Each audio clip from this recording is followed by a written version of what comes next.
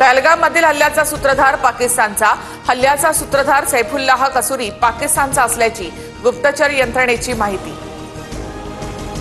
जम्मू काश्मीरमधील बारामुल्लामध्ये लष्कराकडून 2 दहशतवाद्यांचा खात्मा, ठार केलेल्या दहशतवाद्यांकडून मोठा शस्त्रसाठा जप्त।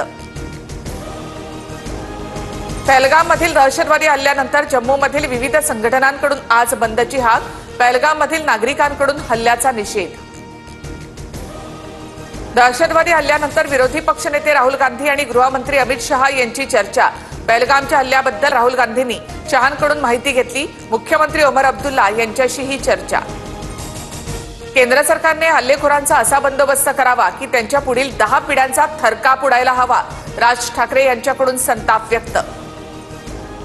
पहलगाममधील दहशतवादी हल्ल्याची जगभरातील नेत्यांकडून दखल, 15 देशांच्या प्रमुखांकडून भारताच्या समर्थनार्थ पोस्ट। काश्मीरमधील दहशतवादी हल्ला अत्यंत अस्वस्थ करणारा, अमेरिकेचे राष्ट्राध्यक्ष ट्रम्प यांचं ट्विट। अभिनेता सलमान खान आणि शाहरुख खानकडून दहशतवादी हल्ल्याचा निषेध, निष्पाप लोक टार्गेट, सलमानचं ट्विट। तर देश म्हणून मजबूतीने एकसंघ राहून न्यायासाठी लढू, शाहरुख खानची प्रतिक्रिया।